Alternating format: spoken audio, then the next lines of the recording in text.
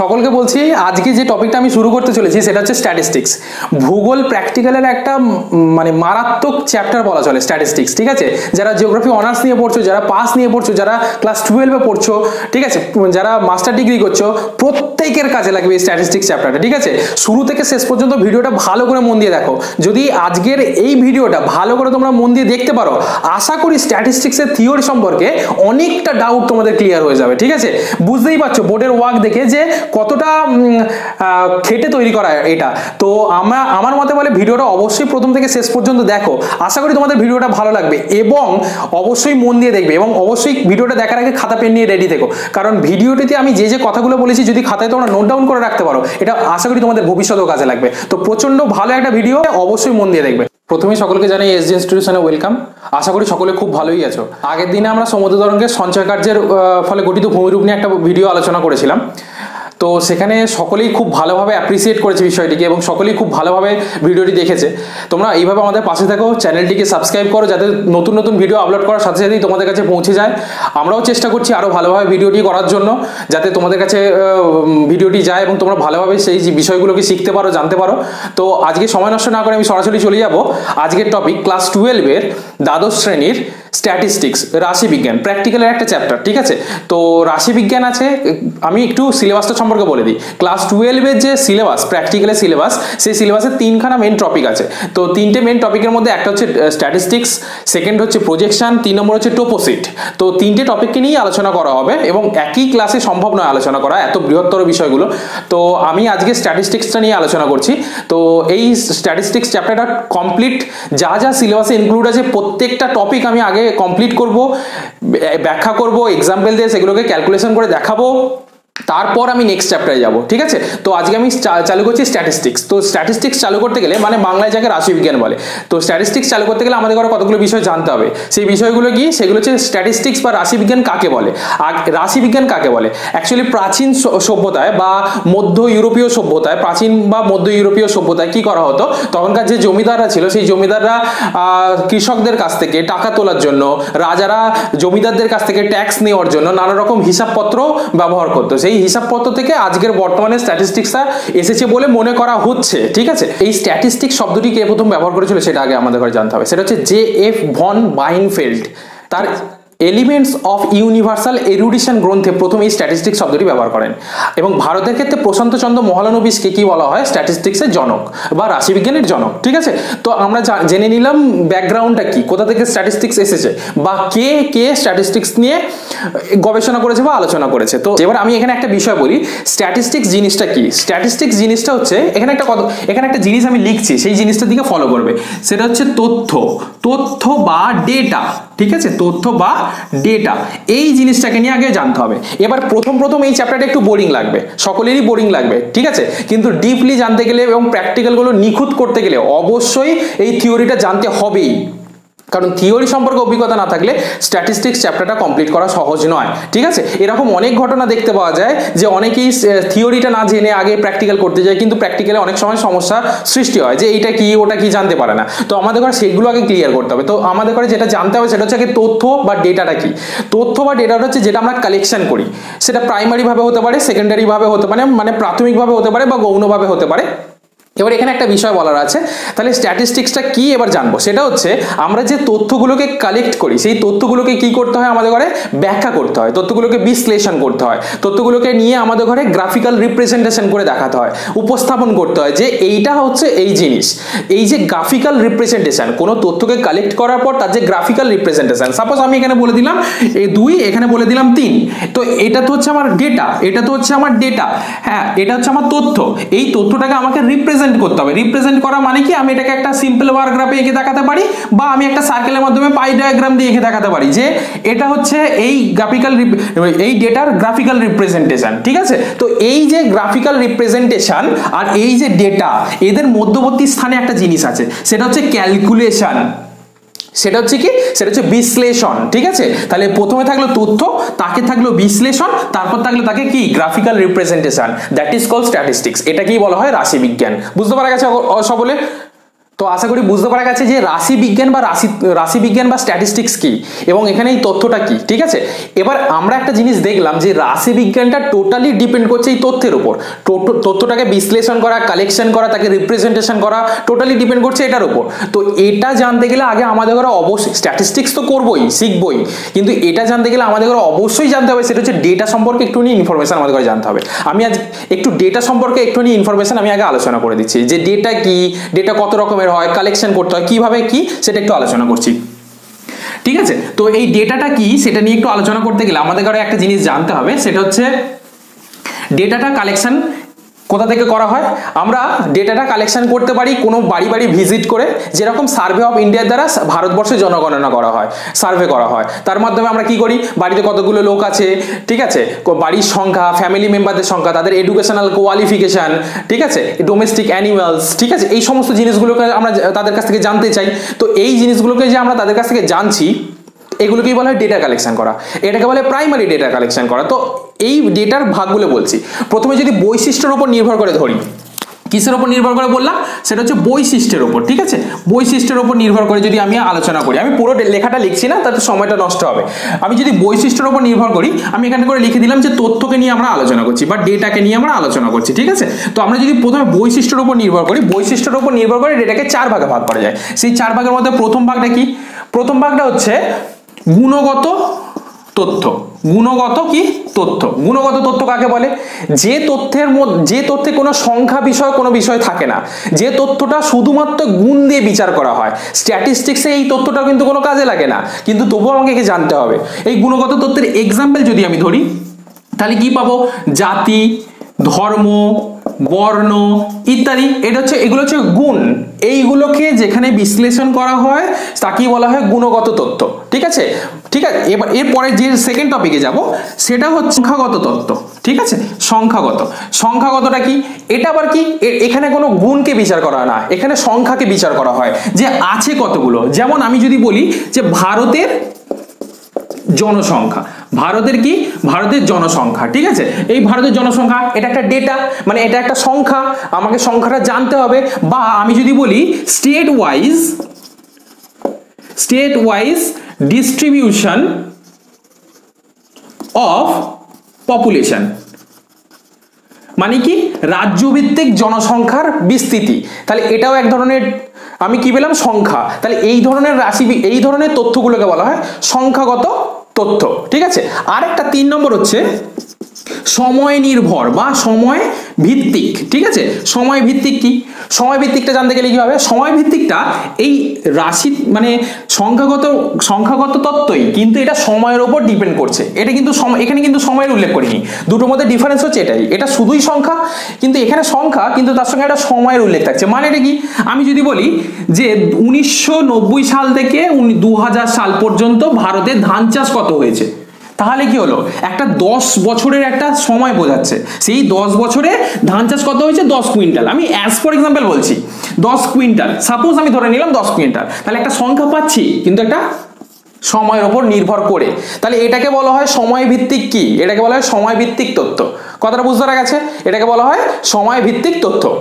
4 নম্বর যে পয়েন্টটায় যাব সেটা হচ্ছে দৈশিক।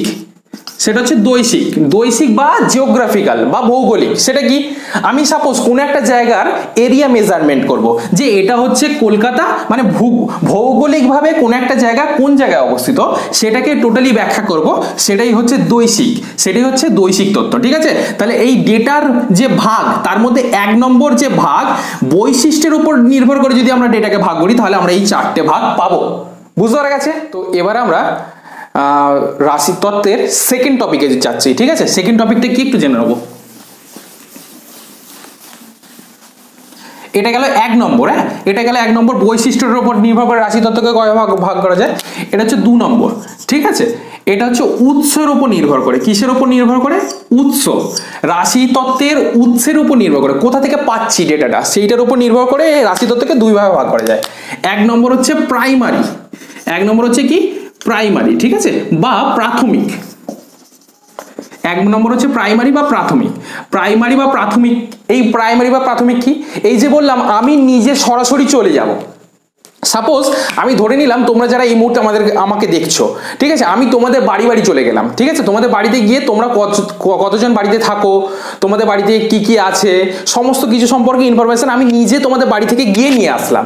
এই যে আমি নিজে ওই জায়গায় উপস্থিত হয়ে ওই জিনিসগুলোকে কালেক্ট করলাম, এটা কি বলা হয়? প্রাইমারি তথ্য বা প্রাইমারি ডেটা। ঠিক আছে, এর সেকেন্ডারি ডেটা কি? এর একটা সেকেন্ড পয়েন্ট হচ্ছে সেকেন্ডারি ডেটা, সেকেন্ডারি বা গৌণ। ঠিক আছে, এই সেকেন্ডারি ডেটাটা কি? এবার এই সেকেন্ডারি ডেটাটা হচ্ছে, আমি সহজে কেন বলছি যাতে তোমাদের বুঝতে সুবিধা হয়, এই সেকেন্ডারি ডেটাটা কি? আমি তোমার বাড়িতে গিয়ে যে ডেটাটা নিয়ে আসলাম সেই ডেটাটা হচ্ছে প্রাইমারি ডেটা। এবার ধরো ওই ডেটাটাকে আমি কাগজে লেখালেখি করে কোনো একটা জায়গায় প্রকাশিত করেছি বা ছেপে বার করেছি, কোনো খবরের কাগজে হোক, কোনো সেন্সেক্স পেপারে হোক বা কোনো জায়গায় আমি কি করলাম, ওটাকে ছেপে বার করলাম। এবার তুমি ওই যে ছেপে বার করেছি সেখান থেকে তুমি তোমার ফ্যামিলি সম্পর্কে আমি কি লিখেছি তুমি জানার জন্য ওই কাগজটাকে কালেক্ট করলে, কালেক্ট করার পর দেখলে যে তোমার ফ্যামিলিতে কি কতগুলো জিনিস কি কি আছে সেগুলো আমি এক জায়গায় লিখেছি, সেই ডেটাটাকে কাজে লাগিয়ে তুমি একটা অন্য কিছু জিনিস তৈরি করলে। এই যে আমার প্রকাশিত ডেটাটাকে নিয়ে তুমি কাজে লাগালে, মানে কি একটা প্রাইমারি ডেটা যে কোনো একটা জায়গায় যাচ্ছে, সে যখন প্রাইমারি ডেটাটাকে ছেপে প্রকাশ করছে তাকে নিয়ে যখন অন্য কোনো কাজ করাচ্ছে, that is called secondary data বা গৌণ ডেটা। বুঝতে পারা গেছে সকলের যে গৌণ ডেটা বা গৌণ তথ্য বা প্রাথমিক তথ্য কি? বুঝতে পারা গেছে তো? এরপরে আমরা যাব 3 নম্বর টপিকটায়। ঠিক আছে, আর কিসের উপর নির্ভর করে রাশি তত্ত্বকে ভাগ করা যায়। ঠিক আছে, এটা হচ্ছে পরিসংখ্যা বিভাজনের উপর ভিত্তি করে। ঠিক আছে, এটা হচ্ছে সি 3 নম্বর, পরিসংখ্যা বিভাজনের উপর ভিত্তি করে। এই পরিসংখ্যা বিভাজন কি এটা নিয়ে আমি পরেই আসছি আলোচনা করব, আগে আমি শ্রেণীবিভাগটা বলে দিই। তো পরিসংখ্যা বিভাজনের উপর ভিত্তি করে রাশি তত্ত্বকে কিভাবে ভাগ করা যায়, এখানে দুটো ভাগ আসবে। ঠিক আছে, একটা হচ্ছে অশ্রেণীবদ্ধ,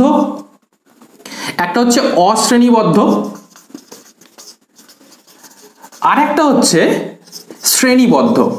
ঠিক আছে, তো আমি আগে শ্রেণীবদ্ধতা লিখতে পারতাম কিন্তু অশ্রেণীবদ্ধটা আমি আগে লিখেছি, তার কারণ আছে, তো সেইটা আমি একটু ব্যাখ্যা করে বলছি। সাপোজ ধরে নাও আমি কোন একটা জায়গায় গিয়ে আমি কোন একটা ফ্যামিলিতে গেলাম, আমি ধরে নিলাম ফ্যামিলি মেম্বার এ পরিবারের কাছে আমি গেছি। এ পরিবারের কাছে গিয়ে এ পরিবারে কতজন লোক আছে ধরে নিলাম 1 2 3 4 5 জন লোক এ পরিবারে আছে। প্রথম যে লোকটি আছে এ পরিবারে আমি ধরে নিলাম ওনার বয়স 50, দ্বিতীয় যে ব্যক্তিটি আছে ওনার বয়স 45, তারপরে যিনি আছেন ওনার বয়স 24, তারপরে যিনি আছেন উনি হচ্ছেন 18, আরেকজন যিনি আছেন তার বয়স হচ্ছে 13। ঠিক আছে, তো এই 5 জন মেম্বার এ পরিবারে আছে, আমি এটাকে প্রকাশিত করে দিলাম। আবার বি পরিবারে যে ফ্যামিলিতে আছে সেখানে ধরো 6 জন মেম্বার আছে। ঠিক আছে, 1 2 3 4 5 6, এই 6 জন মেম্বার আছে। এই 6 জন মেম্বারের প্রথম জনকার বয়স 55, তারপরের জনের বয়স 47, তারপরের জনের বয়স 30, তারপরের জনের বয়স 28, তারপরের জনের বয়স 18, তারপরের জনের বয়স 13। তো এই হচ্ছে ডেটা, আমি এটাকে এইভাবে পাবলিশ করে দিলাম। এটাকে বলা হয় অশ্রেণীবদ্ধ তথ্য, মানে আমি এটাকে কোনো রকম শ্রেণীতে ভাগ না করেই আমি এটাকে পাবলিশ করে দিয়েছি, এটাকে বলা হয় অশ্রেণীবদ্ধ তথ্য। কিন্তু যদি এই ডেটাটাকেই আমি কাজে লাগিয়ে একটা সুন্দর টেবিল করে সাজিয়ে গুছিয়ে প্রকাশ করি একটা টেবিলের আকারে, তখন তাকে বলবো শ্রেণীবদ্ধ তথ্য। যেমন অ্যাজ ফর এক্সাম্পল আমি ধরে নিলাম এখানে আমি কি করলাম, আমি এখানে লিখে দিলাম বয়স আর আমি লিখে দিলাম সংখ্যা। ঠিক আছে, তো আমি এখানে কতগুলো ভাগে আগে ভাগ করে নিই। আমি এখানে কি ভাগ করলাম যে 0 থেকে 10 বছর বয়সী জনসংখ্যা বা পরিবারের সদস্য কতজন আছে, 10 থেকে 20 কতজন আছে, 20 থেকে 30 কতজন আছে, 30 থেকে 40 কতজন আছে, 40 থেকে 50 কতজন আছে এবং 50 থেকে 60 কতজন আছে। আমি যদি এইভাবে বয়সটাকে ভাগ করে নেবার পর আমি ওই এলাকার যতগুলো পরিবারে ঘুরেছি প্রত্যেকটা পরিবারের আমি ডেটাগুলোকে এক জায়গায় পাঞ্চিং করছি, জড়ো করছি। মানে এখানে দেখতে পাচ্ছি 0 থেকে 10 বছরের মধ্যে কোনো জনসংখ্যাই আমি খুঁজে পাচ্ছি না, মানে কোনো সদস্যই নেই, তাহলে 0। তারপরে দেখছি 13 বছরের এখানে এ পরিবারে একটি, বি পরিবারে আরেকটি, এবং 18 বছর বয়সী এ পরিবারে একটি, বি পরিবারে আরেকজন, মানে টোটাল 10 থেকে 20 বছর বয়সীকে 4 জন পাচ্ছি। আর 24 পাচ্ছি একটা যেটা 20 থেকে 30 বছর বয়সী, সেটা হচ্ছে এ পরিবারে, আর একটা 28 পাচ্ছি সেটা হচ্ছে বি পরিবারে, আর একটা 30 পাচ্ছি যেটা কিনা বি পরিবারেরই। তাহলে একজন, দুজন, তিনজন, এই তিনজনকে পাচ্ছি যাদের বয়স কিনা 20 থেকে 30 বছরের মধ্যে। আবার 30 বছরের ঊর্ধ্বে 45 আর 47 পেয়েছি। তাহলে 30 থেকে 40-এর মধ্যে আমি কিন্তু কোনো ডেটা রাশি তত্ত্ব পাচ্ছি না। এবার একটা কথা এখানে বলার আছে, সেটা আমি বলছি লাস্টে। এবার আমি আবার দেখছি যে 45 আর 47, যারা 40 থেকে 50 বছরের মধ্যে দুখানা রাশি তত্ত্ব পাচ্ছি। আবার 50 থেকে 60-এর মধ্যে 50 আর 55 দুখানা রাশি তত্ত্ব পাচ্ছি। এই যে প্রকাশিত রাশি তত্ত্ব, এটাকে বলা হয় শ্রেণীবদ্ধ, এটাকেই বলা হয় শ্রেণীবদ্ধ, আর এটাকে বলা হয় অশ্রেণীবদ্ধ রাশি তত্ত্ব। বুঝতে পারা গেছে তো? এখানে একটা কথা বলার ছিল, যেটা বললাম পরে বলছি। সেটা কি? সেটা হচ্ছে আমি এই 30টি এখানে আমি যে ভাগ করেছি, সেখানে দু জায়গায় 30 আছে। এখানে শেষে 30 আছে, এখানে প্রথমেই 30 আছে। তাহলে এই 30টাকে নেব কোথায়? একদম কোনো সমস্যার কোনো সমস্যার কোনো চিন্তার কোনো কারণই নেই, আর কোনো জটিলতা সৃষ্টি হবারও কোনো কারণ নেই। একদম সিম্পল ওয়ে, আমি এই 30টাকে এখানেই নেব। সেটা আমার ইচ্ছা, আমি ওখানে নেব। কেন নেব? কারণ আমি এই 30টাকে ওখানে নিলাম। এবার এখানে একটা 40 বলে কোনো ডেটা পেলাম, তাহলে আমি একে কোথায় নেব? কারণ 40ও তো দু জায়গায় আছে। এই 40টাকে আমি সাপোজ এখানে নিলাম, এই জায়গাতে একটা প্রবলেম, কোনো মতেই সেটা সম্ভব নয়। যদি আমি 30টিকে এই জায়গায় নিই যেখানে শেষে 30, তাহলে আমাকে 40টিকেও সেই জায়গায় নিতে হবে যেখানে শেষে 40। আমি 40টিকে সেখানে নিতে পারবো না যেখানে স্টার্টিংয়ে 40। ঠিক আছে? তাহলে একটা নির্দিষ্ট ধারা বা মান বজায় রেখে আমাদের ঘরে চলতে হবে। এটাকে বলা হয় শ্রেণীবদ্ধ তত্ত্ব, এটাকে বলা হয় অশ্রেণীবদ্ধ তত্ত্ব। ঠিক আছে? আর এখানে যে ছোট্ট কনফিউশনের বিষয় থাকে সেটা আমি ক্লিয়ার করে দিলাম। বুঝতে পারা গেছে তো? আমি এরপরে পরের টপিকে যাচ্ছি। ঠিক আছে? রাশি তত্ত্বের বিন্যাস এর প্রকৃতি। ঠিক আছে? রাশি তত্ত্বের বিন্যাসের প্রকৃতি, এর উপর নির্ভর করে ডেটাকে বা তত্ত্বকে কয় ভাগে ভাগ করা যায়? দু ভাগে ভাগ করা যায়। একটা কি? একটা হচ্ছে র ডেটা, একটাকে বলা হয় র ডেটা। আর 2 নম্বর হচ্ছে অ্যারে ডেটা। একটাকে বলা হয় র ডেটা, মানে একদম কাঁচা তত্ত্ব, আর একটা হচ্ছে সজ্জিত তত্ত্ব। ঠিক আছে? এটা কি জিনিস এটা একটু জানি। এটা হচ্ছে আমি কোনো একটা জায়গায় ডেটা বা তথ্য কালেকশন করতে গেছি। ঠিক আছে? এবার ধরো সেই তথ্য কালেকশন করতে গিয়ে আমি কোনো একটা জিনিস খুঁজছি, আমাকে দায়িত্ব দেওয়া হয়েছে যে প্রতিটা বাড়িতে ডোমেস্টিক অ্যানিমালস কত আছে এটা খোঁজ নেওয়ার। তো আমি পেলাম যে প্রথম বাড়ি আমাকে হয়তো 5টা বাড়ি দেওয়া হয়েছে। তো 5টা বাড়িতে প্রথম বাড়িতে আমি পেলাম যে 5, 6, 2, একজনের বাড়িতে নেই, আরেকজনের বাড়িতে আছে 3টে। সাপোজ আমি এই ডেটাটা পেলাম। ঠিক আছে? আর এটাকে আমি এইভাবেই পাবলিশ করে দিলাম, তাহলে তাকে বলা হবে র ডেটা। কিন্তু এটা কোনো রকম ভাবে সজ্জিত নেই, এটা কিন্তু এলোমেলো ভাবে আছে। কিন্তু এটাকে যদি আমি এইভাবে পাবলিশ করি যে একটা বাড়িতে পাওয়া গেছে একদমই না, আরেকটি বাড়িতে 2, আরেকটি বাড়িতে 3, আরেকটি বাড়িতে 5 এবং শেষ বাড়িটিতে বা একটি বাড়িতে 6, তাহলে এটা পর পর ধাপে ধাপে ধাপে ধাপে ক্রমাগত বেড়েছে। অ্যাসেন্ডিং হতে পারে, ডিসেন্ডিং হতে পারে। ন্যাচারালি অ্যাসেন্ডিংকে আমরা ইউজ করে থাকি। ঠিক আছে? তো এইভাবে যদি প্রকাশিত করা হয় কোনো তথ্যকে, তাহলে তাকে কি বলা হবে? তাকে বলা হবে অ্যারে ডেটা বা সজ্জিত তথ্য। বুঝতে পারা গেছে তো? এটা আশা করি বুঝতে পারা গেছে। তো এর পরের টপিকে যাচ্ছি। ঠিক আছে? টপিকটা একটু বলে দিই, সেটা কি।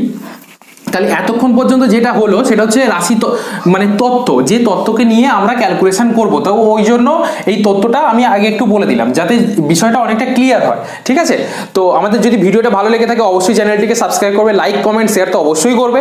যদি কোনো জায়গায় বুঝতে অসুবিধা হয়, কোনো ডাউট থাকে, ডাউট ক্লিয়ার করা থাকে, অবশ্যই কমেন্ট সেকশনে এসে তোমরা অবশ্যই সেটাকে লিখবে। আমি এবং চেষ্টা করবো যতটা তাড়াতাড়ি পারবো সেই সলিউশনটা করে দেওয়ার। ঠিক আছে? তো এবারে আমি পরের টপিকে যাচ্ছি, সেটা হচ্ছে ট্যাবুলেশন। ট্যাবুলেশনটা স্ট্যাটিস্টিক্সের জন্য খুবই প্রয়োজন। ঠিক আছে? ট্যাবুলেশন কি? ট্যাবুলেশনের অনেকগুলো পার্ট আছে। ট্যাবুলেশন কি, ট্যাবুলেশনের কোথায় কি লিখতে হয়, এগুলো সাধারণ বিষয়, আমি সেই বিষয়ে যাচ্ছি না এখন। আমি মেনলি ট্যাবুলেশন 3 প্রকারের হয় সেটা বলছি। একটা হচ্ছে একমুখী, একটা দ্বিমুখী, আর একটা হচ্ছে ত্রিমুখী। একমুখী ট্যাবুলেশন কাকে বলে? সাপোজ আমি বলে দিলাম যে এখানে ছাত্র সংখ্যা, এখানে হচ্ছে ছাত্র সংখ্যা, আর এখানে হচ্ছে প্রাপ্ত নম্বর। ঠিক আছে? এখানে হচ্ছে প্রাপ্ত নম্বর, ছাত্র সংখ্যা, আর এখানে হচ্ছে প্রাপ্ত নম্বর। তো এইখানে দুটো পার্টে আমি ভাগ করে দিলাম। এবারে ছাত্র সংখ্যা এবং প্রাপ্ত নম্বরের ভিত্তিতে আমি কিভাবে লিখবো? হয়তো আমি লিখলাম যে 50 জন ছাত্র কি পেয়েছে না 27 করে নাম্বার পেয়েছে, আর 17 জন ছাত্র 20 করে পেয়েছে, 25 জন ছাত্র 85 করে পেয়েছে। তো এই হচ্ছে সিম্পল ডেটা, এটাতে কিছু নেই, এটা হচ্ছে বলা হয় একমুখী ট্যাবুলেশন। ঠিক আছে, তো এরপরে যেটাতে যাব সেটা হচ্ছে দ্বিমুখী ট্যাবুলেশন। ঠিক আছে, দ্বিমুখী ট্যাবুলেশন কি, সাপোজ এখানে একটা লেখা আছে, এই একটা ডেটা দেওয়া আছে, এই ডেটাটাতে এখানে দেওয়া আছে ছাত্র সংখ্যা। ঠিক আছে, তো এখানে দেওয়া আছে ছাত্র সংখ্যা, এখানে ছাত্র সংখ্যা দেওয়ার পর এটাকে দুটো পার্টে আবার ভাগ করা আছে, এখানে দেওয়া আছে লিঙ্গ আর এখানে দেওয়া আছে বিষয়। ঠিক আছে, তো আমি এই বরাবর কি লিখবো, তাহলে এই বরাবর আমি লিখবো বিষয়, হয়তো এটা হিস্ট্রি হতে পারে, জিওগ্রাফি হতে পারে, বেঙ্গলি হতে পারে বা ইংলিশ হতে পারে। ঠিক আছে, এইভাবে আরো হবে। আর এই লিঙ্গ বরাবর আমি লিখলাম যে ছাত্র এবং ছাত্রী। ঠিক আছে, আমি এটাকে ভাগ করে দিলাম, এবার এইভাবে ভাগ করে দিলাম। এখানে এবার যেটা বসাবো, তাহলে এখানে কোনো রাশি তত্ত্ব, সাপোজ ইতিহাস বিষয়ে ছাত্র লিঙ্গের 30 জন পাস করেছে, মানে এই ডেটাটা লিঙ্গকে ছাত্র দ্বারা লিঙ্গ বোঝানো হচ্ছে, হিস্ট্রির দ্বারা বিষয় বোঝানো হচ্ছে, আর এই 30টির দ্বারা ছাত্র সংখ্যা বোঝানো হচ্ছে। এটাকে বলা হয় দ্বিমুখী ট্যাবুলেশন। ঠিক আছে, তো এবারে চলে যাব ত্রিমুখী ট্যাবুলেশন। ত্রিমুখী ট্যাবুলেশনের ক্ষেত্রে একটা জিনিস মাথায় রাখতে হবে, এখানেও ছাত্র সংখ্যা থাকবে, তো একটু আলাদা। সাপোজ আমি ধরে নিলাম যে এই একটা টেবিল, ঠিক আছে, তো এই একটা পার্ট করলাম, এই একটা পার্ট করলাম, এটাকে দুটো পার্টে ভেঙে দিলাম। এখানে দিলাম বিষয়, এখানে দিলাম কি, এখানে দিলাম জাতি, আর এখানে দিলাম কি, এখানে দিলাম লিঙ্গ। ঠিক আছে, লিঙ্গ। এবার আমি এই লিঙ্গটাকে কি করলাম, আগে লিঙ্গটাকে পাঠ করে নিলাম, সেটা হচ্ছে ছাত্র, এটা হচ্ছে ছাত্রী, আর এটা হচ্ছে মোট। ঠিক আছে, আর এখানে যে বিষয় আছে সেই বিষয়গুলোকে আমি এখানে লিখে দিলাম, হিস্ট্রি হতে পারে, জিওগ্রাফি হতে পারে, সায়েন্স হতে পারে, যা কিছু হতে পারে আমি এখানে দিয়ে দিলাম। জাতিগুলোকে আবার কতগুলো পার্টে আমি এখানে কি করব, ভাগ করব। তার মধ্যে প্রথমটাতে হয়তো জেনারেল, এসসি, এসটি, ওবিসি, আবার সেম প্রসেসে এখানেও ভাগ থাকবে। তাহলে এখানে এই একটা ক্যাটাগরি, এই একটা ক্যাটাগরি, এই একটা ক্যাটাগরি, এই যে 3 রকম ক্যাটাগরি, এটাকে বলা হয় ত্রিমুখী ট্যাবুলেশন। কথাটা বুঝতে পারা গেছে? এতক্ষণ পর্যন্ত আমি যেগুলো বললাম এগুলো রাশিতত্ত্ব বা স্ট্যাটিস্টিক্সের একদম প্রাইমারি ডেটা। এই প্রাইমারি ইনফরমেশনগুলোকে আমি আগে জানালাম। এবারে যেটাতে যাচ্ছি সেটা হচ্ছে সব থেকে ভাইটাল, এখান থেকে প্র্যাকটিক্যালটা মেনলি স্টার্ট, মানে প্র্যাকটিক্যাল করতে গেলে যে বিষয়গুলো লাগবে সেগুলো এবার আমি স্টার্ট করছি। ঠিক আছে, তো এবার ভালো করে মন দিয়ে সেগুলোকে শুনবে, আর অবশ্যই এতক্ষণ পর্যন্ত যে বিষয়গুলো আমি আলোচনা করলাম প্রত্যেকটা জিনিস খাতায় নোট ডাউন করবেন, কারণ খাতায় নোট ডাউন করে রাখলে বারবার ভিডিওটা দেখার সাথে সাথে কনসেপ্টগুলো ক্লিয়ার হবে, বা খাতাটাকেও আমি একবার দেখে নিলে আমার কনসেপ্টটা আরেকবার ক্লিয়ার হয়ে যাবে। তো এরপরে মেন টপিক যেটা, সেটাতে আমি যাচ্ছি। আচ্ছা, যে বিষয়গুলো এবার মেনলি জানবো বলেছিলাম, এইগুলো জানলে তবেই স্ট্যাটিস্টিক্সটা সম্পূর্ণভাবে করা সম্ভব। ঠিক আছে, তো এই বিষয়গুলো খুব ভালোভাবে মাথায় রাখতে হবে। প্রথমেই আমরা যেটা জানবো সেটা হচ্ছে পরিসংখ্যা বা ফ্রিকোয়েন্সি কি। আচ্ছা, আমি আরেকটা কথা বলে নিই, সেটা হচ্ছে এবারে যে টার্মগুলো আমি ব্যবহার করব বেশিরভাগটাই ইংলিশে টার্ম ব্যবহার করব। ঠিক আছে, কারণ প্র্যাকটিক্যাল করার সময় ইংলিশ টার্মগুলো বেশি প্রয়োজন হয়। শুধুমাত্র এই স্ট্যাটিস্টিক্সের ক্ষেত্রে ইংলিশ টার্মটা একটু বেশি বহুল প্রচলিত, সেই জন্য আমি বেশিরভাগ ইংলিশ টার্মটাই ব্যবহার করব। তো প্রথমটা আমি লিখে নিচ্ছি, এটা হচ্ছে, এরপরে এটা হচ্ছে পরিসংখ্যা বা ফ্রিকোয়েন্সি। ঠিক আছে, পরিসংখ্যা বা ফ্রিকোয়েন্সি। পরিসংখ্যা বা ফ্রিকোয়েন্সি কাকে বলে? সাপোজ আমি ধরে নিলাম যে 50 জন ছাত্রছাত্রীর মধ্যে 30 নম্বরের একটা পরীক্ষায়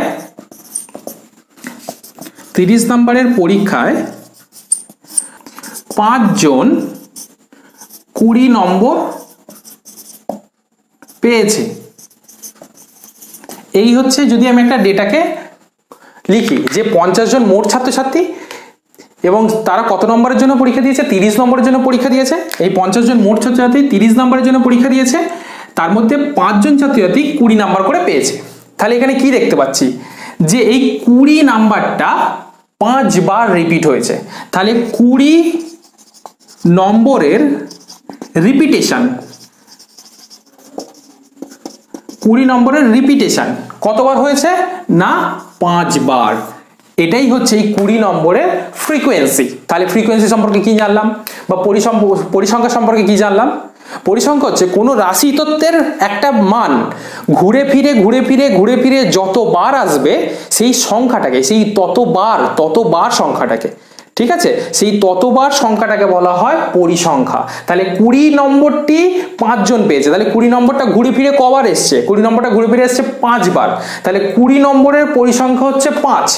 এবার যদি কেউ মনে করে নাও যে কেউ মানে 10 জন 15 নম্বর করে পেয়েছে, তাহলে 15 নম্বরের পরিসংখ্যা কত হবে? তাহলে 15 নম্বরের পরিসংখ্যা হবে, 15 নম্বরের ফ্রিকোয়েন্সি হবে কত? 10। 20 নম্বর পেয়েছে 5 জন, 20 নম্বরের ফ্রিকোয়েন্সি 5, আর 15 নম্বরের ফ্রিকোয়েন্সি কত হবে? 10। তাহলে এটাকে বলা হয় ফ্রিকোয়েন্সি। তাহলে ফ্রিকোয়েন্সি কি? একই ভ্যালু, একই মান, একই তত্ত্ব বারবার ঘুরে ফিরে আসবে, যতবার ঘুরে ফিরে আসবে সেটাই হচ্ছে তার ফ্রিকোয়েন্সি। কথা বুঝতে গেছে? এই ফ্রিকোয়েন্সি যে জানলে, এই ফ্রিকোয়েন্সি জানার সাথে সাথে একটা জিনিস আমাদের ঘরে জানতে হবে, সেটা কি? সেটা হচ্ছে রিলেটিভ ফ্রিকোয়েন্সি কাকে বলে, রিলেটিভ বা আপেক্ষিক ফ্রিকোয়েন্সি কাকে বলে, ঠিক আছে? তো রিলেটিভ ফ্রিকোয়েন্সি কি? রিলেটিভ ফ্রিকোয়েন্সি হচ্ছে এখানে 20 নম্বর, এই 20 নম্বরের নর্মাল ফ্রিকোয়েন্সি, এমনি যে ফ্রিকোয়েন্সি, তাহলে সেটা কত জানলাম? সেটা জানলাম 5। তাহলে 20 নম্বরের ফ্রিকোয়েন্সি জানলাম কত? 5।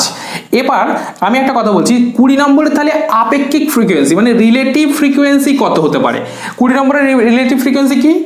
পরীক্ষায় কতজন ছাত্রছাত্রী ছিল? মোট 50 জন ছিল, তাহলে 5 জন তার মধ্যে 20 নম্বর পেয়েছে, তাহলে যেটা আমার ধার্য পেয়েছে মানে যেটা আমার নর্মাল ফ্রিকোয়েন্সি সে থাকবে ওপরে, আর টোটাল ফ্রিকোয়েন্সি মানে টোটালটা যে থাকবে নিচে। এটাকে করার পর যেটা আমার বেরোবে সেটাই হচ্ছে আমার রিলেটিভ ফ্রিকোয়েন্সি। বুঝতে পারা গেছে? আচ্ছা, এরপরে আমি চলে যাচ্ছি পার্সেন্টেজ অফ ফ্রিকোয়েন্সি, ঠিক আছে? তাহলে একটা রিলেটিভ ফ্রিকোয়েন্সি জানলাম, একটা শুধু ফ্রিকোয়েন্সি জানলাম। এবারে জানবো ফ্রিকোয়েন্সির পার্সেন্টেজ, শতকরা পরিসংখ্যা। পার্সেন্টেজ অফ ফ্রিকোয়েন্সিটা কি করে বার করব?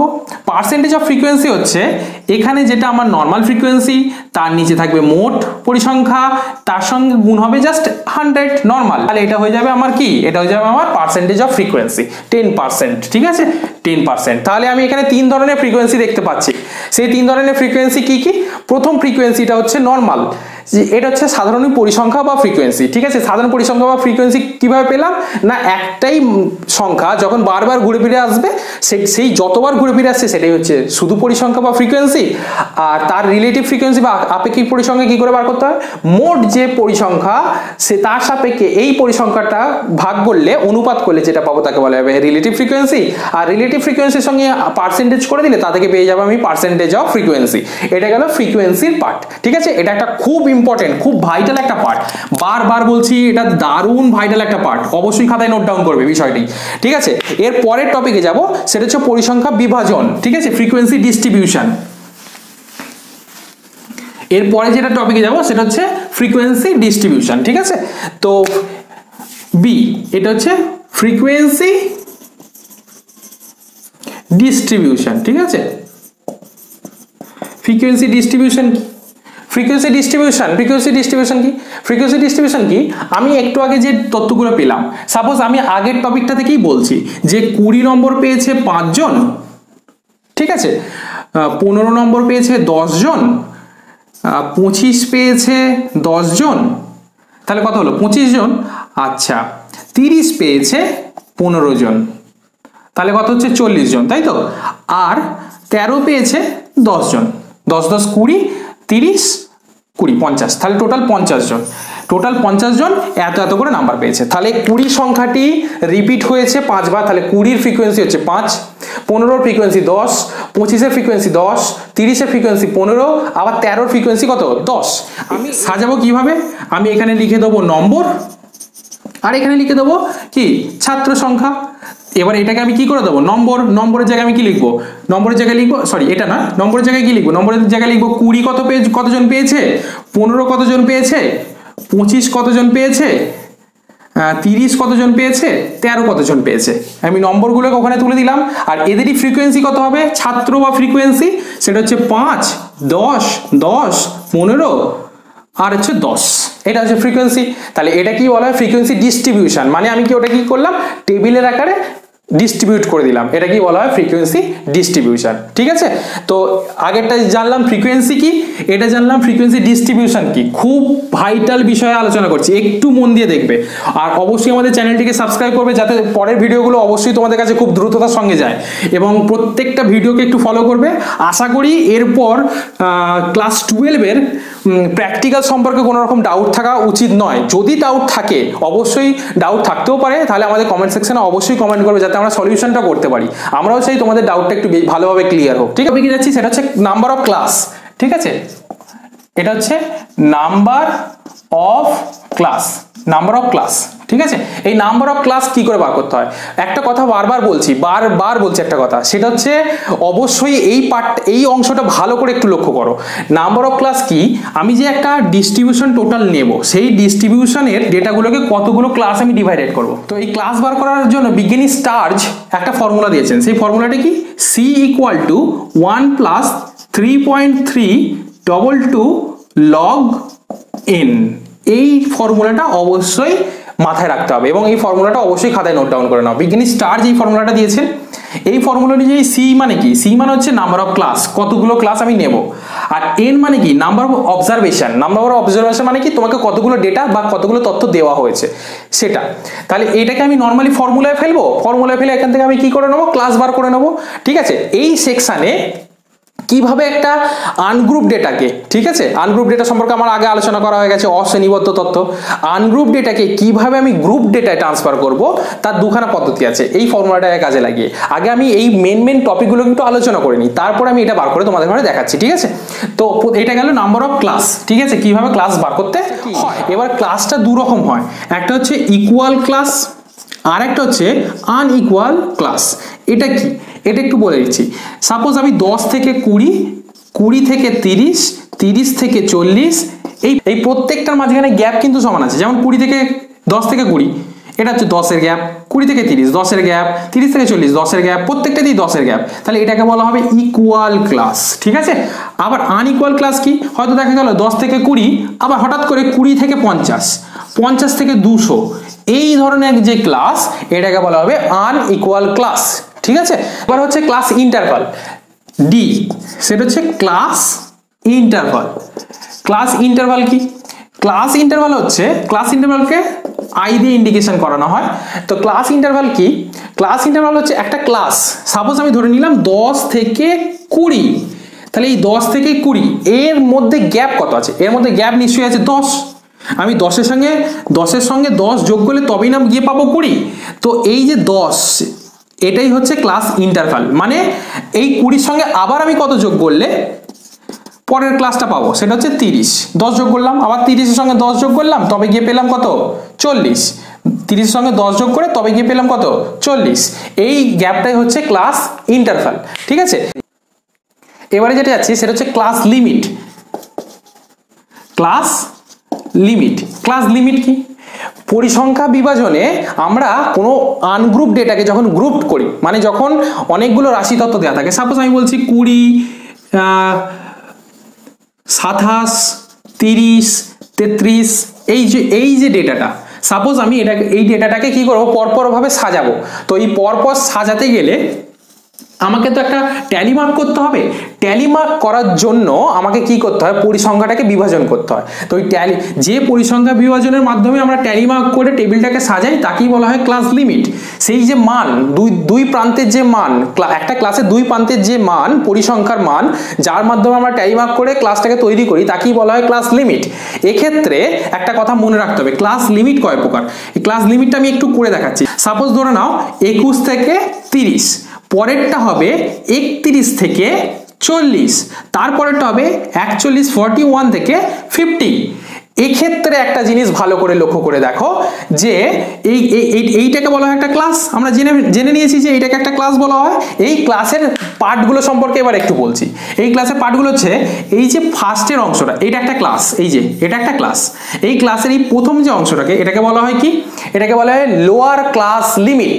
তাহলে এটা হচ্ছে একটা ক্লাস। ক্লাসের এই যে বিভাজন, যার উপর ডিপেন্ড করে আমি ট্যালি মার্ক করবো, যেমন আমি অ্যাজ ফর এক্সাম্পল বলছি যেমন এখানে ধরে নাও এখানে 24 আছে আর 27 বলে একটা ডেটা আছে, ঠিক আছে।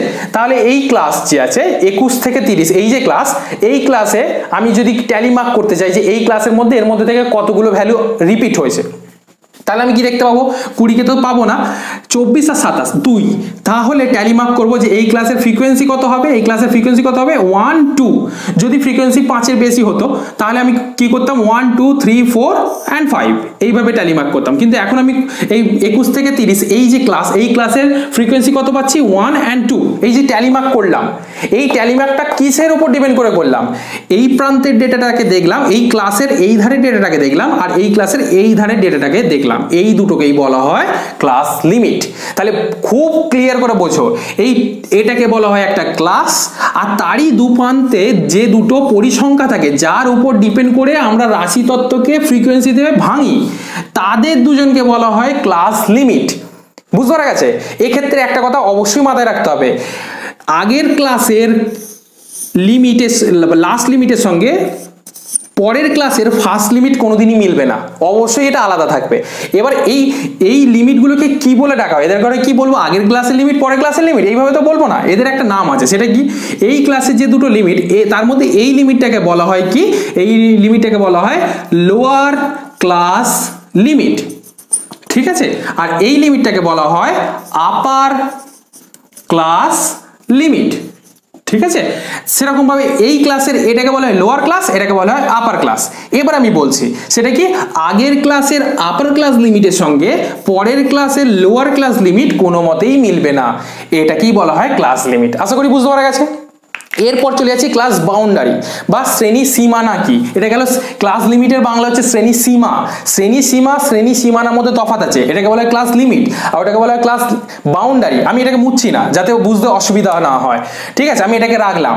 এবার আমি দেখাচ্ছি এটাকেই কি করা হয়, এই ক্লাস লিমিটকে কি করা হয়, ক্লাস লিমিট থেকে ক্লাস বাউন্ডারি বার করা হয়। তাহলে পরের টপিক হচ্ছে ক্লাস বাউন্ডারি।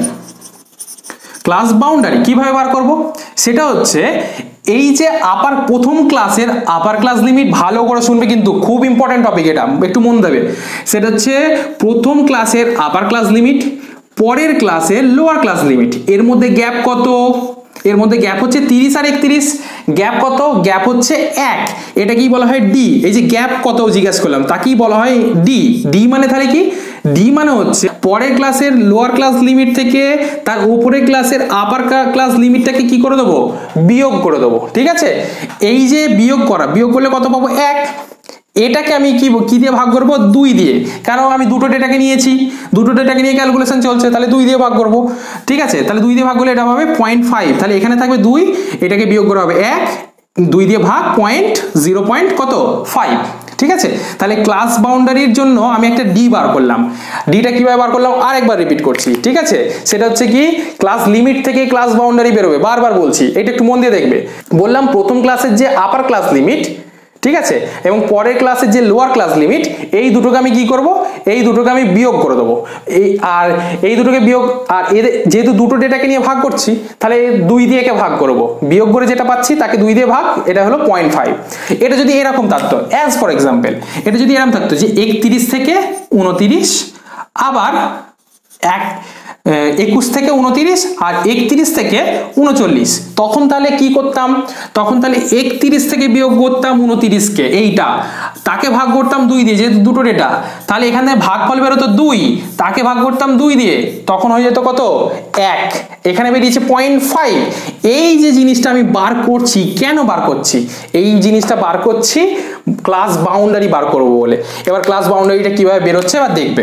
এই যে জিনিসটা বেরোলো, এই জিনিসটা কি করব, লোয়ার ক্লাস লিমিট থেকে এই জিনিসটাকে কি করব, বিয়োগ করব, আর আপার ক্লাস লিমিটের সঙ্গে এই জিনিসটাকে কি করব, যোগ করব, ঠিক আছে। তাহলে 21 থেকে বিয়োগ করলে কত হবে 20.5, এই 0.5 কে বিয়োগ করলে, আর 30 এর সঙ্গে যোগ করলে কত হবে 30.5, আর এখান থেকে আবার সেই একই গ্যাপ, তাহলে এখান থেকে বিয়োগ করলে কত হবে 30.5, আর এখান থেকে বিয়োগ যোগ করলে কত হবে 40.5। সব লোয়ার ক্লাস লিমিট থেকে বিয়োগ, সব আপার ক্লাস লিমিটের সঙ্গে যোগ, কোনটা, এই ভ্যালুটা যেটাকে বার করেছি। এই ভ্যালুটা কিভাবে বার করেছি আমি আগেই বলে দিয়েছি। আবার আমি কি করব, এটা থেকে 0.5 বিয়োগ করবো তাহলে 40.5, আর এটার সঙ্গে 0.5 যোগ করবো তাহলে 50.5। এবারে দেখো একটা মজার বিষয়, একটা ঘটনা ঘটে গেছে, সেটা কি, এখানে আপার ক্লাস লিমিট আর লোয়ার ক্লাস লিমিট আলাদা ছিল, এখানে কিন্তু আপার ক্লাস লিমিট আর লোয়ার ক্লাস লিমিট মিলে গেছে, upper class limit lower class limit মিলে গেছে। এটাকেই বলা হয় শ্রেণী সীমানা, মানে বর্ডার। ঠিক আছে, মানে একটা মধ্যখানে বর্ডার দিয়ে দিলাম, এ পাশে একটা অংশ, ও পাশে একটা অংশ, মানে এই অংশটা এরও, এই অংশটা এরও। এটা হচ্ছে কি, এটা হচ্ছে ক্লাস বাউন্ডারি বা শ্রেণী সীমানা। এক্ষেত্রে কিন্তু পরিসংখ্যার ডিস্ট্রিবিউশন করতে গেলে একটা সমস্যা হতে পারে, কারণ দু জায়গাতে একই ভ্যালু, সেই জন্য পরিসংখ্যার ডিস্ট্রিবিউশন, এই যে পরিসংখ্যার ডিস্ট্রিবিউশন ট্যালি মার্ক করা হয় ক্লাস লিমিটের ওপর। কনসেপ্টগুলো ক্লিয়ার করবে, এই যে ডেটা থেকে ট্যালি মার্ক করা হয় এর ওপর, কারণ একটা সংখ্যা এক জায়গাতে একবার করি আছে, 30 এখানেই শেষ, এখানে কিন্তু 30 নেই আমার। যদি এখানে এই যে 30টা আছে, এই 30টাকে আমি এই 30টা এখানে আছে, আবার এই 30টা এখানে আছে, যদি আমি ধরতাম যে এটা এইভাবে না বেরিয়ে যদি এইভাবে বেরোতো যে 20 থেকে 30, 30 থেকে 40, 40 থেকে 50, যদি এইভাবে বেরোতো, তাহলে এটাকেও তো ক্লাস বাউন্ডারি বলবো। এটাকেও কেন ক্লাস বাউন্ডারি বলবো, কারণ এর সঙ্গে এটা মিলছে, আপার ক্লাস লিমিটের সঙ্গে লোয়ার ক্লাস লিমিট, পরের ক্লাসে লোয়ার ক্লাস লিমিট মিলে গেলেই তাকে আমরা ক্লাস বাউন্ডারি বলবো। এটাও যেমন ক্লাস বাউন্ডারি, এটাও ক্লাস বাউন্ডারি, এটা কিন্তু ক্লাস লিমিট নয়, এটা ক্লাস বাউন্ডারি। এর উপর ডিপেন্ড করে কিন্তু আমি এই ডিস্ট্রিবিউশনটা করতে গেলে একটা সমস্যা আছে। কেন সমস্যা আছে, এই 30টাকে আমি কোথায় নেবো, এখানে নেবো না এখানে নেবো, আমার ভিডিওর প্রথম দিকে কিন্তু এটা নিয়ে আলোচনা করা আছে কোথায় নেব, তো এখানে নেব না এখানে নেব, একটা সমস্যা হতে পারে, নেওয়া যাবে কিন্তু একটা সমস্যা তো হতে পারে। কিন্তু যদি আমি ক্লাস লিমিটের উপর ডিপেন্ড করে নিই, সেখানে কিন্তু 30-এর রিপিটেশন হয় না, এখানে গিয়ে যেটা শেষ হয় তারপর থেকে পরের ক্লাসটা শুরু হয়, তাহলে আমার 30টা নিতে সুবিধা হবে। 30টাকে আমি কোথায় নেব, অবশ্যই এখানে নেব 30টাকে। কথাটা বুঝতে গেছে? তাহলে এখানে নিলে 24, 27 এবং 30, তাহলে এখানে 3টি ফ্রিকোয়েন্সি পাবো। কথাটা বুঝতে গেছে? কথাটা বুঝতে গেছে তো? আমি ওই জন্যই এই ফ্রিকোয়েন্সিটা আগে নিয়ে নিই, পরে বোঝাবো বলেই এই ফ্রিকোয়েন্সিটাকে আমি রেখে দিয়েছিলাম, এটাকে আমি এখানে নেব। ঠিক আছে, কিন্তু এখানে নিতে গেলে একটা সমস্যা হবে, এই হচ্ছে কনসেপ্ট। ঠিক আছে, এটা হচ্ছে বিষয়। ঠিক আছে, তো তাহলে আমি কি বললাম, ক্লাস লিমিট বললাম আর ক্লাস বাউন্ডারি বললাম। ঠিক আছে, ক্লাস লিমিট থেকে ক্লাস বাউন্ডারিতে কিভাবে যেতে হয় আমি সেটাও একটু বলে দিলাম। তো এরপরে আমি পরের টপিকে যাচ্ছি। এরপরে আমি পরেরটা বিষয়টা অবশ্যই ভিডিওটা বারবার দেখবে, আশা করি বুঝতে পারবে, কারণ প্রথম দেখলে একটু সমস্যা হবেই, কারণ এটা একটা বিশাল হার্ড প্র্যাকটিক্যালের টপিক। আশা করি ভিডিওটা বারবার দেখবে, আশা করি বুঝে যাবে। ঠিক আছে, আর প্র্যাকটিক্যালগুলো যখন আমি ধরে মানে এরপরে যখন প্র্যাকটিক্যাল সেকশন আসবে, প্র্যাকটিক্যালগুলো যখন আমি করাবো তখন জিনিসটা আরো বেশি ক্লিয়ার হয়ে যাবে। ঠিক আছে, তো আমি পরের টপিকে যাচ্ছি, সেটা হচ্ছে mid value. Mid value, mid value কি, মিড ভ্যালু হচ্ছে সাপোজ ধরে নাও 20 থেকে 30 আর 30 থেকে 40, 40 থেকে 50, এটা হচ্ছে আমার একটা কি ডেটা ডিস্ট্রিবিউশন বা ক্লাস। এই ক্লাস এর মধ্যে এটা হচ্ছে ফার্স্ট ক্লাস, এটা সেকেন্ড ক্লাস, এটা থার্ড ক্লাস। এই ফার্স্ট ক্লাসের মিড ভ্যালু মানে কি, মিড ভ্যালু মানে হচ্ছে মাঝখানের মান কোনটা। মাঝখানের মান বার করতে গেলে আমায় কি করতে হয়, এটা কি একটা কোয়েশ্চেন করছি, এটা অবশ্যই কি কমেন্ট সেকশনে জানাবে যে আমি কি লিখেছি, ক্লাস লিমিট লিখেছি না ক্লাস বাউন্ডারি লিখেছি। এটা কিন্তু তোমাদের জন্য অপেক্ষায় রইলো, এটা কমেন্ট সেকশনে জানাবে যেটা আমি ক্লাস লিমিট লিখেছি না ক্লাস বাউন্ডারি লিখেছি। ঠিক আছে, তো আমি এটা বলছি না এটা আমি কি লিখেছি, আর যদি না বুঝতে পারো এটা কি লিখেছি, ভিডিওটা একটু পজ করে ব্যাক করো, ব্যাকেতে গিয়ে আবার বিষয়টা বুঝে ক্লিয়ার করো, তবে পরের টপিকে এসো। কোনো টপিক না বুঝে আগের দিকে এগিয়ে যাবে না, আগে বোঝো তারপরে এগোবে, যাতে না কোনো সমস্যা থাকে। ঠিক আছে, যদি কোনো সমস্যা থাকে অবশ্যই কমেন্ট সেকশনে জানাবে, আমরা সেটা সলিউশন করার চেষ্টা করবো, শুধুমাত্র সেই পার্টটাকে আরেকবার সলিউশন করে দেওয়ার চেষ্টা করবো। তাহলে আমি এটা বলছি না এটা কি লিখেছি, তো আমি সাপোজ বলছি এই ক্লাসটার আমি লিমিট বার করবো। কিভাবে বার করবো, আমি কি বললাম, লোয়ার ক্লাস বাউন্ডারি এবং আপার ক্লাস বাউন্ডারি এই দুটোকে যোগ করব, 2 দিয়ে ভাগ করব, তাহলে যোগ করলে হবে 50 আর 2 দিয়ে ভাগ করলে হবে কত, 25, তাহলে এর মিড ভ্যালু হচ্ছে কত, 25। ঠিক আছে, সেম প্রসেসে এর মিড ভ্যালু বার করব, এর মিড ভ্যালু ক্যালকুলেশন করে তোমরা দেখবে, আমি এমনি করেই দিচ্ছি, এটা 35 হবে আর এটা 45 হবে। ঠিক আছে, এটা ওইভাবে বার করে দেখবে, 30কে 40 দিয়ে যোগ করবে, যোগ করে 2 দিয়ে ভাগ করবে, আর 40কে 50 দিয়ে যোগ করবে, যোগ করে 2 দিয়ে ভাগ করবে, এইটাকে বলে মিড ভ্যালু। তাহলে মিড ভ্যালু কি বোঝা গেছে, বুঝতে পেরেছো তো? তা এর পরের টপিকে যাচ্ছি, সেটা হচ্ছে শ্রেণী প্রসার। শ্রেণী প্রসার বা class with, CLASS, class with. Class with, class with কি, সাপোজ ধরে নাও 10 থেকে 20, 20 থেকে 50, 50 থেকে 60, 60 থেকে 100, এইটা ধরো একটা ক্লাস আছে, এটা একটা first class, second class, third, fourth class. এবার এখানে গ্যাপ, এদের মধ্যে ডিস্ট্রিবিউশন কত আছে, 10, তারপর এটা ডিস্ট্রিবিউশন কত আছে, 30, তারপর এটা ডিস্ট্রিবিউশন কত আছে, আবার 10, তারপর এটা ডিস্ট্রিবিউশন আছে 40। এই যে ডিস্ট্রিবিউশন, এদের মধ্যে যে বিস্তৃতি, ছাড়, গ্যাপ, সেটা কি বলা হবে, কি সেটা কি বলা হবে, ক্লাস উইথ। এটাকে মাথায় রাখতে হবে, সেটা কি বলা হবে, ক্লাস উইথ। এরপরে আমি যে বিষয়টা চলে যাবো সেটা হচ্ছে density of frequency. Density of frequency কাকে বলে? তাহলে আমি এটাকে ধরো একটা লিখেই দিলাম, এটা কি, এটা হচ্ছে ক্লাস বাউন্ডারি, ক্লাস বাউন্ডারি, আর এটা হচ্ছে ক্লাস উইথ। আমি লিখে দিলাম, ক্লাস উইথ বার করেছি তো, তা ক্লাস উইথ লিখে দিলাম, ক্লাস উইথ। তাহলে এটা হচ্ছে ক্লাস বাউন্ডারি আর এটা হচ্ছে ক্লাস উইথ, হয়েছে। এবার আমি কি বার করব, আমি হচ্ছে ডেনসিটি বার করব, ফ্রিকোয়েন্সির ডেনসিটি বার করব। ডেনসিটি মানে হচ্ছে ঘনত্ব। ঘনত্ব কিভাবে বার করব? আচ্ছা, ঘনত্ব বার করতে গেলে আমাদের অবশ্যই ফ্রিকোয়েন্সি লাগবে। তাহলে ফ্রিকোয়েন্সিটা কি, পরিসংখ্যা কত, সেটা আমরা জেনে একটু লিখে নিই। আমি এটা আন্দাজেই লিখে দিচ্ছি। সাপোজ আমি ধরে নিলাম এই ঘরের পরিসংখ্যা হচ্ছে 5, এইটা হচ্ছে 6, এটা হচ্ছে 10 আর এটা হচ্ছে 15, এটা হচ্ছে ফ্রিকোয়েন্সি। এবার আমি কি করব, ডেনসিটি বার করব। ডেনসিটি বার করতে গেলে কি করতে হবে, যে ক্লাসের ডেনসিটি বার করতে চাই আমি ডেনসিটি বার করব। কি বার করবো, ফ্রিকোয়েন্সি ডেনসিটি, ঠিক আছে। তো ফ্রিকোয়েন্সি ডেনসিটি কিভাবে বার করবো, আমি যে ক্লাসের ফ্রিকোয়েন্সি ডেনসিটি বার করতে চাই সেই ক্লাসের ফ্রিকোয়েন্সিকে ভাগ করবো সেই ক্লাসে ক্লাস উইথ দিয়ে, মানে 5 কে ভাগ করবো 10 দিয়ে, 0.5। এই 0.5ই হচ্ছে এই প্রথম ক্লাসের ফ্রিকোয়েন্সি ডেনসিটি। কথা বুঝতে পারা গেছে? তাহলে ফ্রিকোয়েন্সি ডেনসিটি কি করে বার করলাম, যে ক্লাসের ফ্রিকোয়েন্সি বার করবো সেই ক্লাসের ফ্রিকোয়েন্সিকে সেই ক্লাসে ক্লাস উইথ দিয়ে ভাগ করলে তবেই বেরোবে ফ্রিকোয়েন্সি ডেনসিটি। তাহলে কি কি টপিক আলোচনা করলাম আমি আর একবার রিপিট করে দিচ্ছি ফাইনালি জানার জন্য, যে জিনিসগুলো সব থেকে বেশি ইম্পর্টেন্ট আমি বললাম, এগুলো খুব ইম্পর্টেন্ট। এর মধ্যে আমি যেগুলো বোর্ডে লিখছি এর মধ্যে যদি কোনো টপিক অসুবিধা থাকে অবশ্যই আমাকে আরেকবার বলবে, আমি বলে দেবো। কি কি জানলাম সেটা জানলাম, প্রথমেই জানলাম ফ্রিকোয়েন্সি বা পরিসংখ্যা,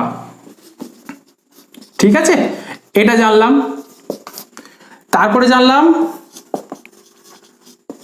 ফ্রিকোয়েন্সি ডিস্ট্রিবিউশন বা পরিসংখ্যা বিভাজন। তারপরে কি জানলাম, তারপরে জানলাম ক্লাস। তারপরে কি জানলাম, তারপরে জানলাম ক্লাস ইন্টারভাল, ঠিক আছে। তারপরে কি জানলাম, ক্লাস লিমিট। তারপরে কি জানলাম, ক্লাস বাউন্ডারি। তারপরে কি জানলাম, মিড ভ্যালু। তারপরে কি জানলাম, ক্লাস উইথ। তারপরে জানলাম 9 নম্বর, সেটা হচ্ছে ফ্রিকোয়েন্সি ডেনসিটি। এই 9টা জিনিস যে ভালোভাবে বুঝে যাবে, স্ট্যাটিস্টিক্সের কোনো প্র্যাকটিক্যাল কোনো রকমভাবে কারো প্রবলেম হবে না। এই 9টা জিনিস যে বুঝে যাবে, এই 9টা জিনিস আমি ভালোভাবে ব্যাখ্যা করেছি। যদি কোনো প্রবলেম থাকে কমেন্ট সেকশনে লেখো, আমি আবার বলে দেবো সেই টপিকটার উপর কোনো ভিডিও করে, ঠিক আছে। এই টপিকটা আর না হলে ভিডিওটি বারবার ব্যাক করে দেখো, পজ করে ব্যাক করে, আশা করি বুঝতে পেরে যাবে। এই 9টা জিনিস অবশ্যই জানতে হবে, এই 9টা জিনিস অবশ্যই জানতে হবে, ঠিক আছে। এবার আমি একটা জিনিস বলেছিলাম, সেটা হচ্ছে যে কোনো একটা ডেটা আমাকে দিয়েছে পরপর 5, 6, ঠিক আছে, 9, 10, 15, 18, 23, 24, 27, 30, ঠিক আছে। এটা কি ডেটা, এটা একটা কমেন্ট সেকশনে এটা প্রশ্ন থাকলো যে এটা কি ডেটা আমাকে বলতে হবে, ঠিক আছে। আমি যে তথ্যের যে শ্রেণীবিভাগ বলেছিলাম সেই শ্রেণীবিভাগ থেকে এটা আমাকে জানাতে হবে যে এটা কি ডেটা লিখেছি আমি, অবশ্যই এটা কোয়েশ্চেন রইল সকলের জন্য, ঠিক আছে। তো এই যে ডেটাটা একটা দিয়েছে আমাকে, সাপোজ বললো এটা তো কোনো ক্লাস নয়, এটা কি কোনো ক্লাস? ক্লাস কাকে বলে? ক্লাস হচ্ছে এইরকম, ওই 5 থেকে 10, 0 থেকে 5, 5 থেকে 10, 10 থেকে 15 বা পরপর থাকতে পারে, আবার নাও থাকতে পারে। এটা হচ্ছে ইকুয়াল ক্লাস, প্রত্যেকটার গ্যাপ সমান, আবার এরকম থাকতে পারে 0 থেকে 5, তারপরে থাকলো 5 থেকে হয়তো দেখা গেল 25, এরকম থাকলো, এটাকে বলে আনইকুয়াল ক্লাস, ঠিক আছে। যাই হোক, আমাকে বললো যে এই ডেটাটাকে এইরকম ক্লাস তৈরি করে তারপর প্র্যাকটিক্যাল করতে হবে। এই ক্লাস, এই যে ডেটা থেকে যে ক্লাস তৈরি করা, সেই ক্লাস তৈরি করার জন্য আমাদের এক জিনিস লাগবে, এই যে ক্লাস, এই যে ক্লাস, ঠিক আছে। এই ডেটাটাকে আমাকে কি করতে হবে, এই ক্লাসে ট্রান্সফার করতে হবে, ঠিক আছে। এই ট্রান্সফার করার জন্য আমি স্টারজের একটা ফর্মুলা বলেছি, যেখান থেকে নাম্বার অফ ক্লাস আমরা জানতে পারবো। সেই নাম্বার অফ ক্লাসটাকে কাজে লাগিয়ে ক্লাস ইন্টারভাল বার করব। ক্লাস ইন্টারভালটাকে কাজে লাগিয়ে আমরা কি করব, ক্লাস লিমিট বার করব। ক্লাস লিমিট বার করার পর আমরা ফ্রিকোয়েন্সি বার করে নেব। সেই ফ্রিকোয়েন্সির পর থেকে আমরা তারপর কি করব, ক্লাস বাউন্ডারি বার করব। আমি এটা এক্ষুনি করে সকলকে দেখাচ্ছি যে কি কত ইজি এইভাবে এই ডেটাটাকে ট্রান্সফার করা যে কত সহজ। যদি এইটাকে জানা থাকে তাহলে সেটা আমি এক্ষুনি দেখাচ্ছি। আমি এই ডেটাটার উপরেই করে দেখাচ্ছি, ঠিক আছে, এই ডেটাটার উপরেই করে দেখাচ্ছি। আমি কি করব, প্রথমেই আমি ফর্মুলা লিখে দেবো। স্টারজের যে ফর্মুলা সেটা কি, ক্লাস সমান 1 + 3.322 log n, এটা আমরা জানি। এখানে n মানে কি, n মানে হচ্ছে নাম্বার অফ অবজারভেশন, মানে কতগুলো ডেটা আমাকে দিয়েছে, 1 2 3 4 5 6 7 8 9 10। তাহলে আমি n এর জায়গায় বসাবো কত, 10। ক্যালকুলেটরে হিসাব করে দেখে নেবো যে log 10 মানে কত, আর এটাকেও আমি ক্যালকুলেটরে হিসাব করে কি করে নেবো, দেখে নেবো, ঠিক আছে। তো এইটা থেকে আমি এবার ভ্যালুটা বার করে দেখাচ্ছি। এই log 10, ঠিক আছে, তো আমি এই পোর্শনটাকে একটু বর্ডার করে দিচ্ছি যাতে বুঝতে সুবিধা হয়, ঠিক আছে।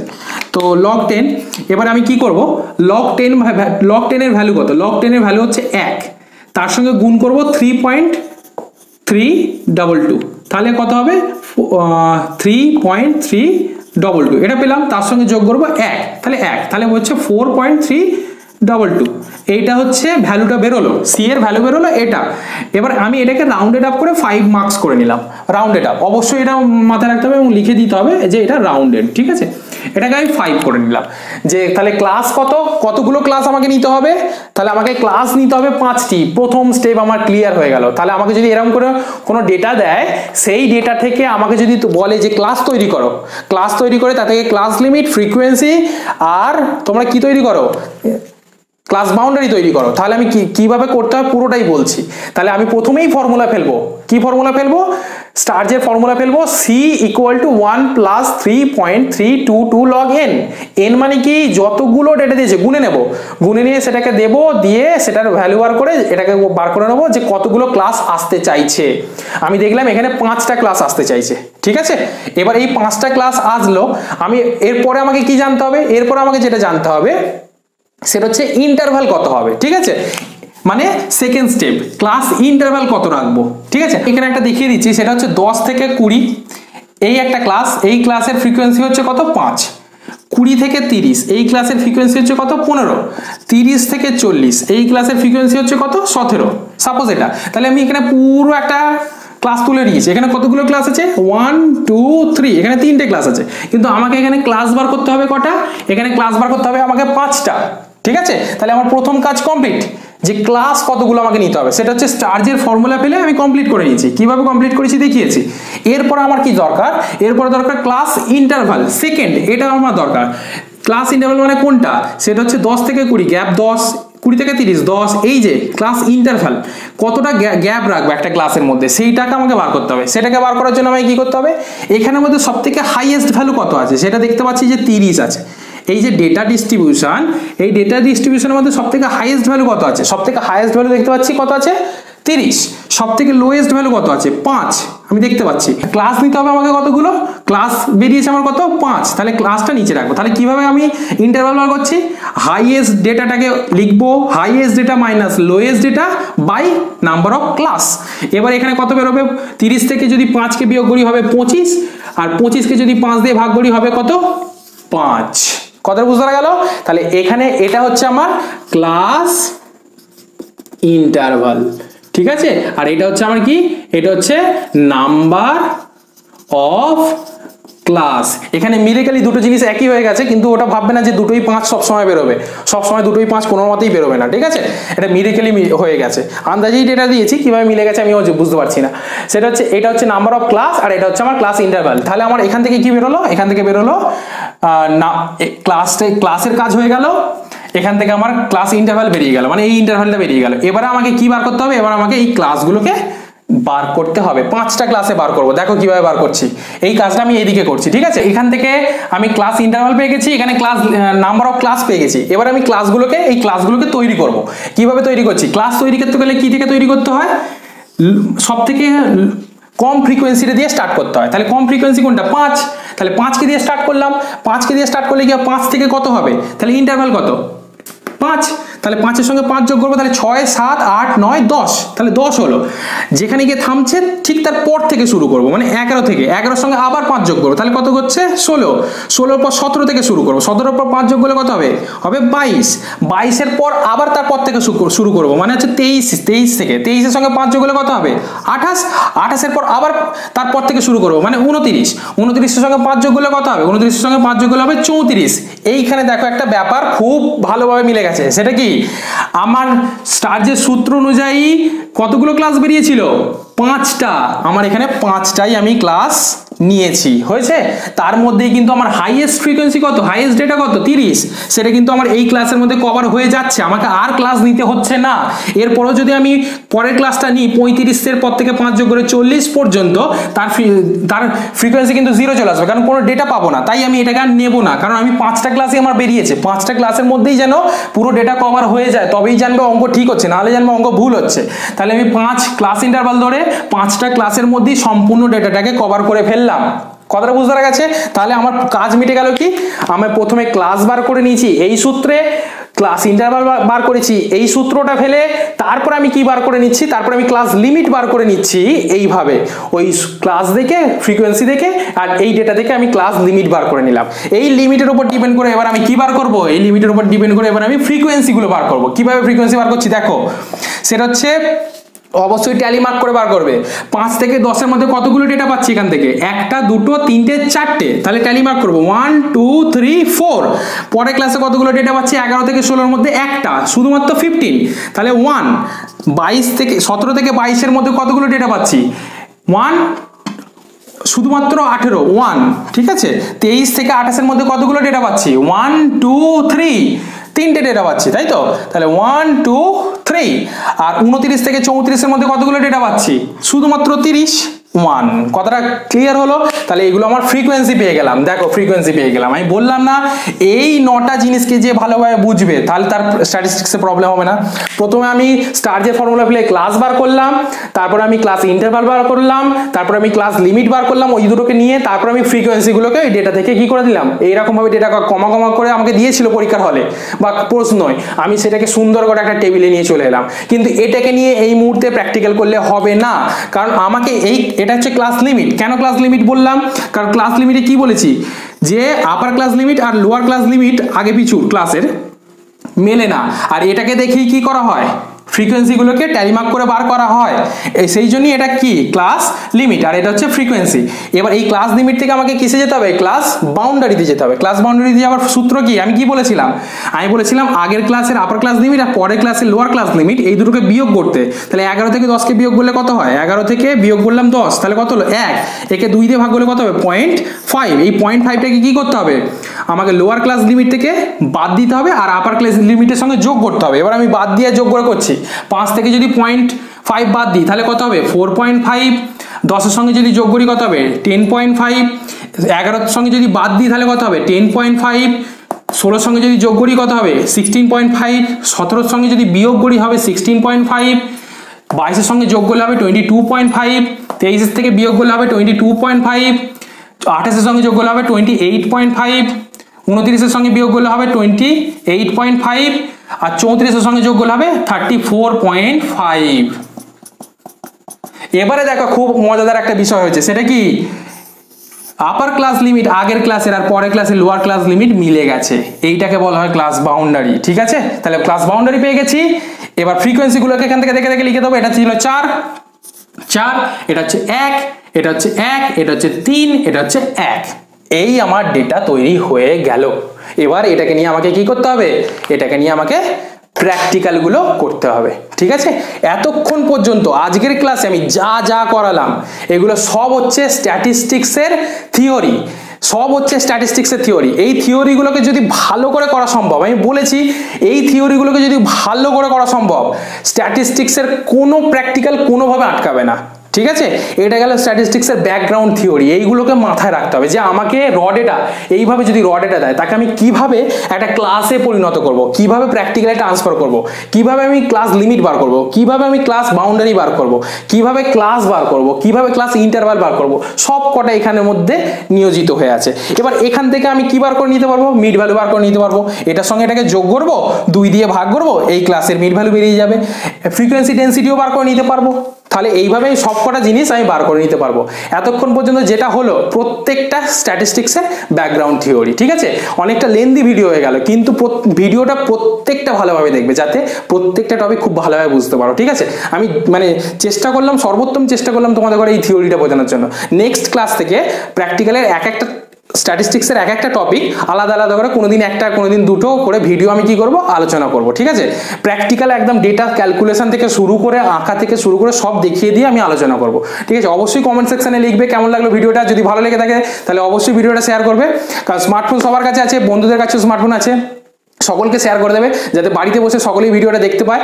আশা করি ভিডিওটা ভালো লাগবে, বন্ধুদের সঙ্গে শেয়ার করো, অবশ্যই কমেন্ট করো, আর অবশ্যই চ্যানেলটিকে সাবস্ক্রাইব করো, কারণ তোমরা না যদি চ্যানেলটিকে সাবস্ক্রাইব করো আমরা বড় হতে পারবো না। ঠিক আছে, তোমরাও যেরকম বড় হয়ে ওঠো আমাদেরও বড় হয়ে ওঠা খুব প্রয়োজন। ঠিক আছে, তো অবশ্যই চ্যানেলটিকে সাবস্ক্রাইব করো আর বন্ধুদের সঙ্গে চ্যানেলটাকে শেয়ার করো। চলো আজকের মতো বাই, বাড়িতে থেকো, সুস্থ থেকো, ভালো থেকো সকলে। চলো বাই। অবশ্যই সকলকে ধন্যবাদ ভিডিওটি দেখার জন্য। সবাই ভালো থেকো, সুস্থ থেকো, বাড়িতে থেকো এবং সকলকে ভালো রেখো।